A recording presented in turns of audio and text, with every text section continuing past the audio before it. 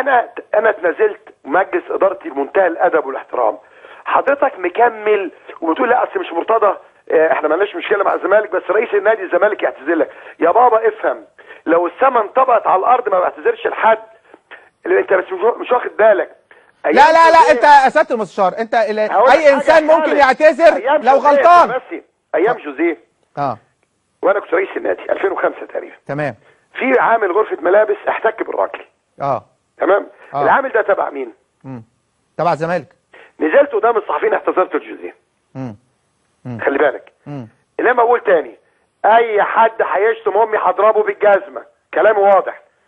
عايزني بقى اعتذر عنديا اقول اي حد يشتم امي هبوسه؟ لا تاني، اي حد يشتم امي او ابوه. طب ما هو برضه يا سياده المستشار اي حد هيتشتم امه هيزعل برضه. يعني قصدي ايه؟ يعني انت لو حد شتم والدتك هتزعل، لو انت شتمت والده حد هيزعل. انا بقول لك انا مش شتمت ام حد، انا بقول لك تاني اهو. اتفضل. اي حد يا استاذ خالد عايز ينتقدني انا كمرتضى حتى لو تجاوز وشتمني انا ما عنديش مشكله. انا عندي خطوط حمراء، امي وابويا. وبرضه ام واب اي حد تاني. ايا كان وجودك انت بقى. الولاد راحوا الملعب استاد مختار التتش العظيم. خلي بالك.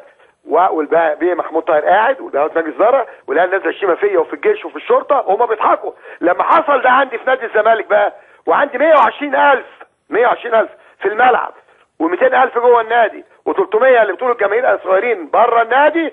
تمام. يعني عندي مليون واحد تقريبا. قلت اللي هيشتم النادي الاهلي بره، اللي هيشتم رئيس النادي تعالى بره بره بره بره. تمام.